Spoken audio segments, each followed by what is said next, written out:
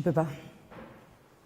Normalement, ça a l'air top, hein, ça a l'air génial, hein, mais c'est mort, tu pourras pas. Pourquoi?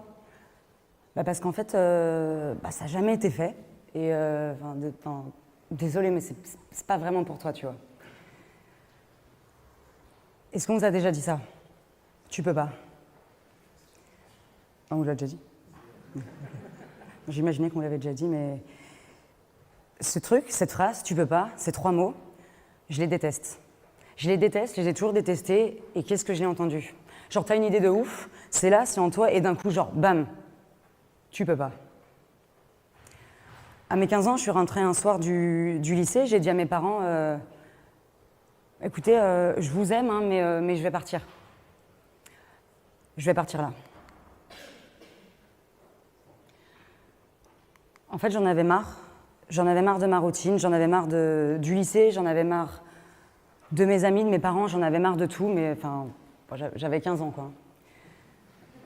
Alors, curieusement, ils m'ont dit non.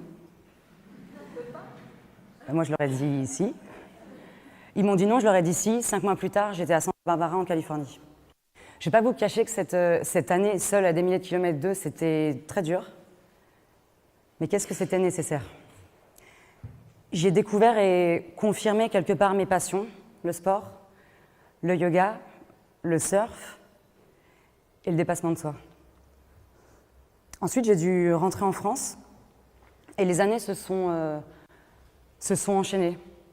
C'est un peu triste comme mot, genre enchaîné, mais c'était ça. J'ai été serveuse, j'ai été vendeuse, j'ai été ouvreuse dans un théâtre. Et plus ça passait, plus je me faisais chier. Moi, j'avais envie de continuer, moi, j'étais motivée. Et un matin, je me suis réveillée, je me rappellerai toujours de ce matin, je me suis réveillée déprimée, en fait.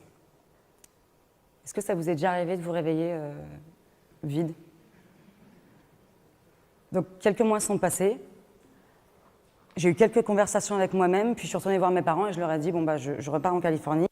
Ils m'ont dit, ouais, c'est mort, trouve un travail, reprends des études, enfin, tu peux pas. Moi, je leur ai dit ça.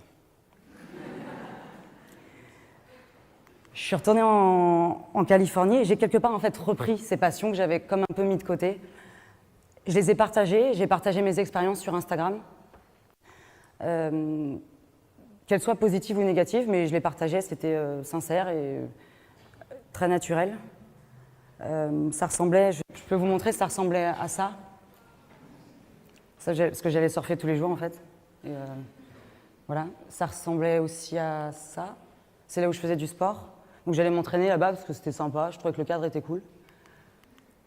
Ça c'est quand je faisais du yoga dans la rue à Los Angeles parce que j'avais que ça à faire. Et ensuite je le postais donc sur Instagram. Un jour j'étais à Los Angeles et probablement je devais conduire trop vite en train d'écouter Drake ou Kendrick Lamar à fond. Et j'ai eu un email d'une entreprise de sport qui ouvrait des salles à Paris. Cette entreprise, c'était Dynamo. Le truc, c'est qu'à la base, le vélo, c'était pas ma passion. Mais je sentais que c'était le moment de rentrer en France. Il y avait un truc en moi qui me disait, vas-y, fais-le. Ensuite, j'ai compris que les coachs chez Dynamo parlaient. Non, en fait. Non, les coachs chez Dynamo, en fait, faisaient un putain de show. Le truc, c'est que j'étais timide, de ouf, vraiment. Genre maladif. J'ai un peu attendre que ma main droite arrête de trembler. Ça serait mieux. C'est bon. Mon premier passage test chez Dynamo, c'était ce qu'on appelle couramment un désastre, en fait, quand on fait de la grosse merde. Ils m'ont dit, tes musiques sont top, hein. Par contre, il faut parler. Donc je me suis dépassée. Je me suis entraînée, j'ai révisé. Et au deuxième passage, j'ai tout donné. Ça fait 3 ans que je donne des cours chez Dynamo. Je suis passée master coach. J'atteins bientôt mon 2000e cours. Et il y a vraiment un truc de ouf. Dynamo, c'est vraiment quelque chose d'incroyable. Et à chaque début de session, je le sais vraiment, que toute la salle et moi, on se sent comme ça. Et c'est juste le début du cours. Je vous laisse imaginer la suite.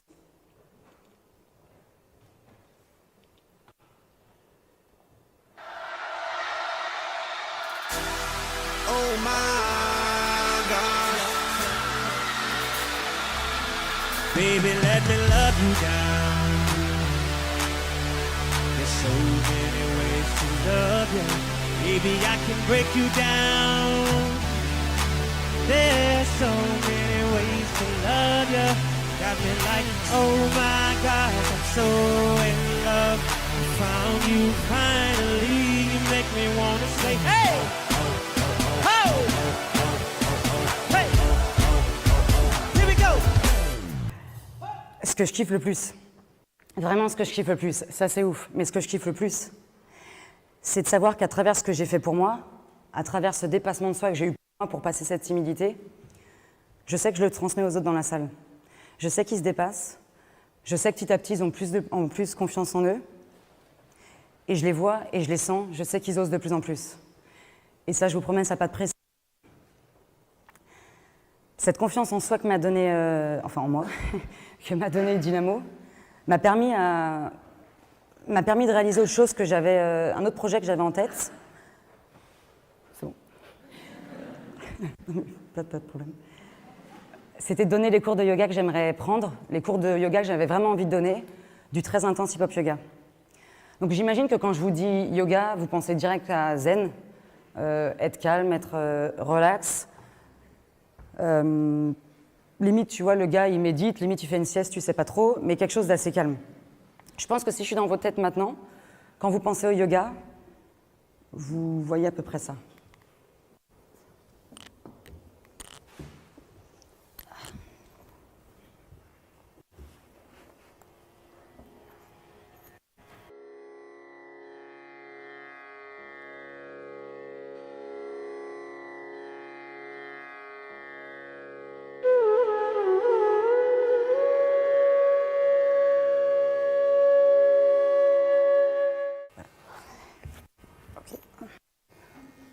Voilà.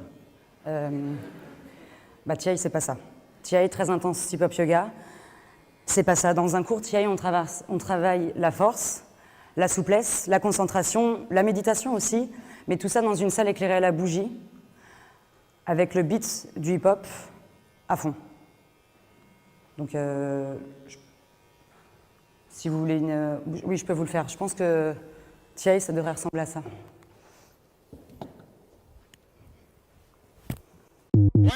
Shout out to them people.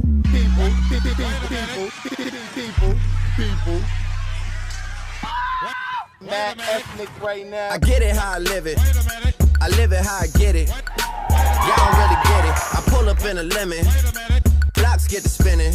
Money 3D printing. Never had a limit. Never been religious. I just always had opinions. My daddy told me, listen. You better get some money and I die, go to prison. So you see, yeah, I got rich and stayed free. See the dogs doing DIDs. I know everybody not like me.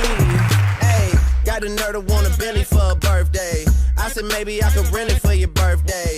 Matter of fact, I need a favor for the remix. Maybe I could get some 50s for your birthday. Hey, get the sneaker for your bae. Say we talk, but we ain't speaking every day.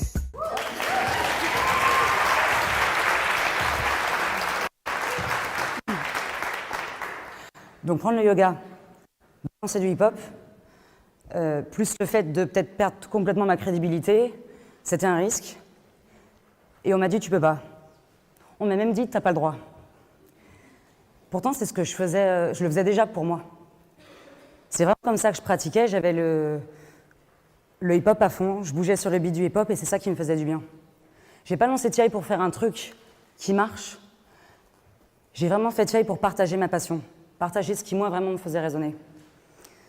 Et pour tous les yogis ou les gens en général qui ont eu des a priori, je pense que TI a su montrer qu'une idée complètement inattendue et à la limite du correct pouvait faire de la magie. Merci vraiment à tous ceux qui ont hésité parce que ça m'a encore plus donné envie de le faire. Toutes ces passions dont je vous parle, c'est C'est mes parents en fait qui me les ont transmises. Mes parents étaient passionnés et vivaient de leur passion. Mon père était musicien, pianiste et compositeur. Ma mère était chanteuse, danseuse et hôtesse de l'air chez Air France. Tous les trois, on était ouf.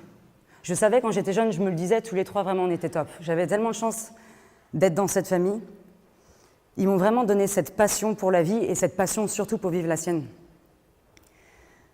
Parce que vraiment, on meurt en fait. À mes 11 ans, mon père est mort devant moi. C'était un matin, j'étais en 6e. Et il est tombé d'une falaise. Quand les pompiers l'ont remonté sur le brancard, je l'ai regardé, j'espérais voir encore de la vie en lui, mais il n'y en avait plus. Et malgré cette tristesse de ouf et cette situation irréelle, je l'ai regardé, j'ai eu besoin de lucidité, et dans ma tête, je me suis dit, putain, en vrai, on meurt. Alors vraiment, fuck les tu peux pas. Mes parents m'ont donné l'exemple de vivre passionné, et moi, j'ai envie de transmettre mes passions. Dans le mot transmettre, il y a être, et sans vouloir me la jouer Paulo Coelho, dans le mot transmission, il y a mission. Moi, vraiment, je crois aux deux, et je crois vraiment qu'on ne transmet que ce qu'on aime. À mes 11 ans, cet épisode, ce drame, aurait pu être un « tu peux pas » général, mais la vie m'a comme balancé cette force et cette envie de me dire « si, et je vais le faire ». Maintenant, je vous dis tout ça, mais il y a une semaine, je me suis dit « tu peux pas ». Il y a une semaine, je me suis dit « tu peux pas faire ce TEDx ». Genre, on s'en fout. J'ai pas fait de l'humanitaire, j'ai pas écrit un roman avec une histoire incroyable, j'ai pas inventé une formule chimique révolutionnaire. Mais peut-être que c'est vous qui le ferez. Ou peut-être que vous réaliserez ce qui résonne vraiment de ouf en vous. Si encore vous avez ce « tu peux pas » dans la tête, mettez la musique à fond. Et je vous promets que vous ne l'entendrez plus. Il y a une semaine, je me suis dit « tu peux pas ». Tu peux pas faire ce TEDx. Vous savez quoi? Je viens juste de le faire.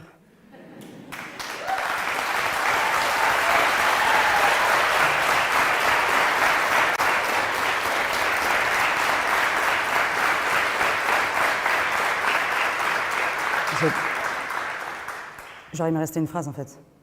Je n'avais pas fini. Mais vous pouvez applaudir, ça ne me dérange pas. Juste pour vous dire maintenant, si on vous dit tu peux pas. Quelque part, c'est vrai. En vrai, on peut pas. On peut pas ne pas le faire. Et là, j'ai fini.